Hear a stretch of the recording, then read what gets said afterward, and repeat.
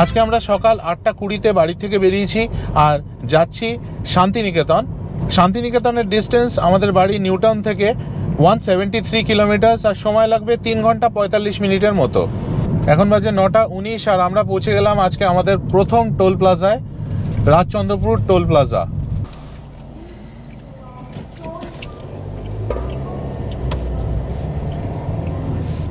নিবেদিতা সেতু ক্রস করে, toll plaza cross করে এখন আমরা এগিয়ে চলেছি দুর্গাপুর এক্সপ্রেসওয়ের দিকে। এই সামনের ওয়াই জাংশন থেকে বাঁদিকে চলে যাচ্ছে খড়গপুরের দিকের রাস্তা, আর আমরা সোজা চলে যাব দিল্লির দিকে, যাব দুর্গাপুর এক্সপ্রেসওয়ে দিয়ে বর্ধমান অবধি। দুর্গাপুর এক্সপ্রেসওয়ের একটা ছোট্ট আপডেট আপনাদের দিয়ে দিই। এখানে কিন্তু অনেক জায়গায় এরকম ফ্লাইওভার তৈরির কাজ চলছে এবং রাস্তা ওয়াইডনিংয়ের কাজ চলছে, তার জন্যে অনেক জায়গায় এরকম ডাইভারশন রয়েছে। তবে ডাইভারশনগুলো হাইলি মেনটেনড এবং খুব ভালো কন্ডিশনে। যেরকম দেখতে পাচ্ছেন আমরা এখন ডাইভারশন দিয়ে যাচ্ছি, কিন্তু রাস্তাটা কিন্তু খুব ভালোভাবে মেনটেন করা হয়েছে। আপনাদের কাছে প্রথমেই আমার একটা ছোট্ট রিকোয়েস্ট, যদি আমার এই ভিডিওটা আপনাদের ভালো লাগে প্লিজ আমার YouTube channel travel with tag subscribe করবেন। এবার আপনাদের আজকের রাস্তাটা বলে দিই। আমরা দুর্গাপুর এক্সপ্রেসওয়ে দিয়ে বর্ধমান অবধি যাব, ওখান থেকে ডান দিকে বেঁকে যাব, তারপর নবাবহাট হয়ে আমরা চলে যাব গুসকরা, ওখান থেকে আমরা শান্তিনিকেতন যাব। আর আমাদের বাড়ির থেকে এখন আমরা অলরেডি 65 কিলোমিটার চলে এসেছি, সময় হচ্ছে 10টা। আজকে আমরা ব্রেকফাস্টের জন্য আর কোথাও দাঁড়ালাম না, এখন 10:38 বাজে। এখন গাড়িতেই ব্রেকফাস্ট করে নিচ্ছি।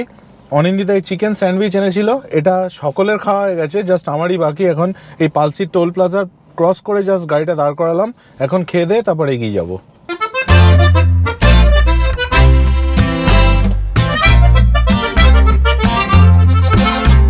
এখন বাজে 10:52 আর আমরা পৌঁছে গেছি শক্তিগড়। এই শক্তিগড় বিখ্যাত হচ্ছে ল্যাংচার জন্য।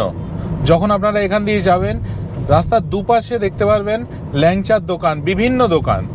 আর আরেকটা ছোট্ট আপডেট আপনাদের দিয়ে দিই, যেই আমরা পালসির টোল প্লাজা ক্রস করে গেলাম তারপরে কিন্তু রাস্তা হয়ে গেল দুর্দান্ত। কোনো আর ডাইভারশন এখনো পর্যন্ত পাইনি, কিন্তু তারপরে অনেক জায়গায় ফ্লাইওভার বানানো হয়ে গেছে, ওয়াইডনিং কমপ্লিট, দুর্দান্ত লাগছে গাড়ি চালিয়ে। আমরা এখন নবাবহাট পৌঁছে গেছি, এইখান থেকে আমরা ডান দিকে চলে যাব আর দুর্গাপুর এক্সপ্রেসওয়েকে এখান থেকে বিদায় জানিয়ে আমরা ডান দিকে ঘুরে যাব। দুর্গাপুর এক্সপ্রেসওয়ে ছেড়ে আমরা ডান দিকে বেঁকে ফার্স্ট যে লেফট টার্নটা সেটা দিয়ে বাঁ দিকে বেঁকলাম।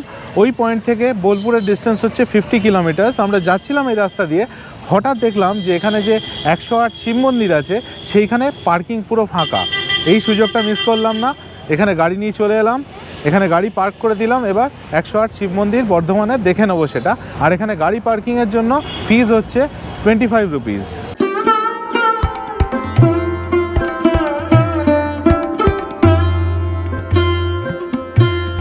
এখানে ঢুকতে টিকিট লাগে 2 টাকা করে পার হেড, আর টিনের কিছু লাগলো না।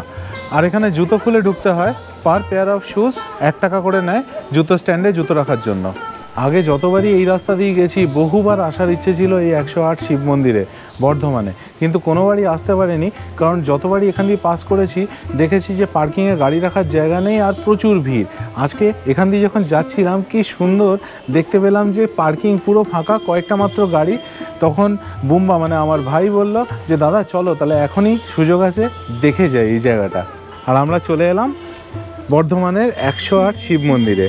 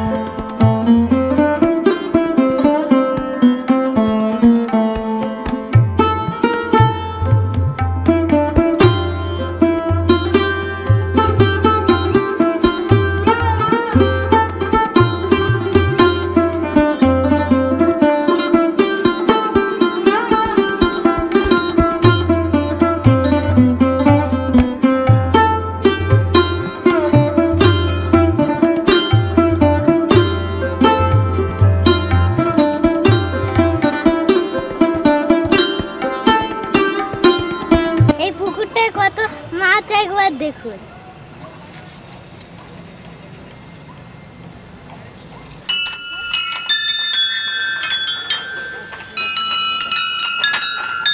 এখন বাজে 12:05 আর আমরা বেরিয়ে পড়লাম বর্ধমানের 108 শিব মন্দির দেখে।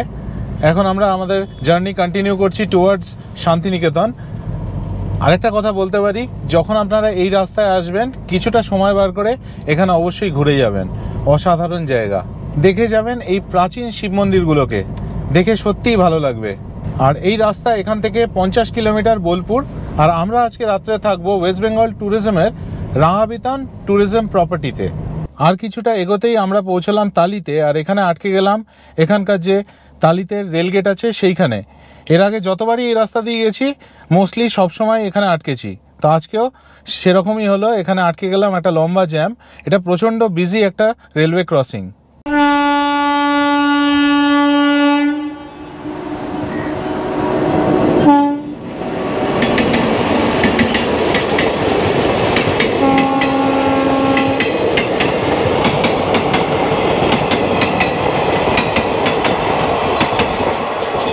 এখানে এই নিয়ে দুবার আটকালাম আমরা।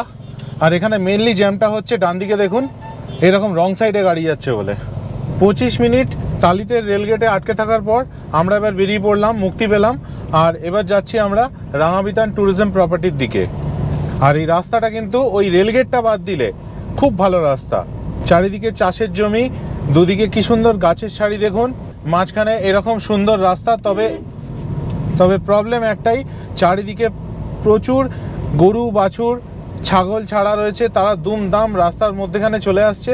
আপনারা যখন এই রাস্তা দিয়ে যাবেন এই জিনিসটা কিন্তু মাথায় রাখবেন, সাবধানে গাড়ি চালাবেন।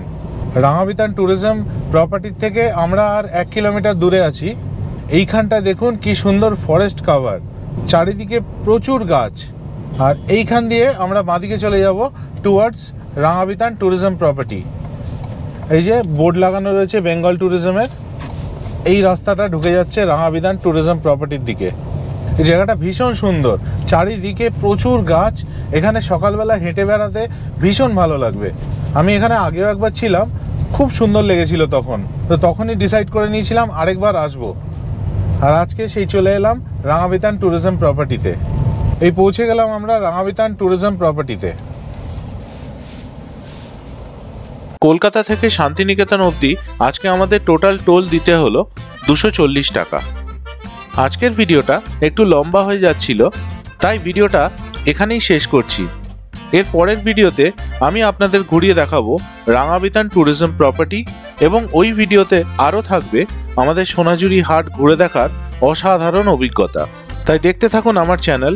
আর ভিডিওটা ভালো লাগলে আমার YouTube channel travel with tags subscribe করার অনুরোধ রইল। ভালো থাকবেন।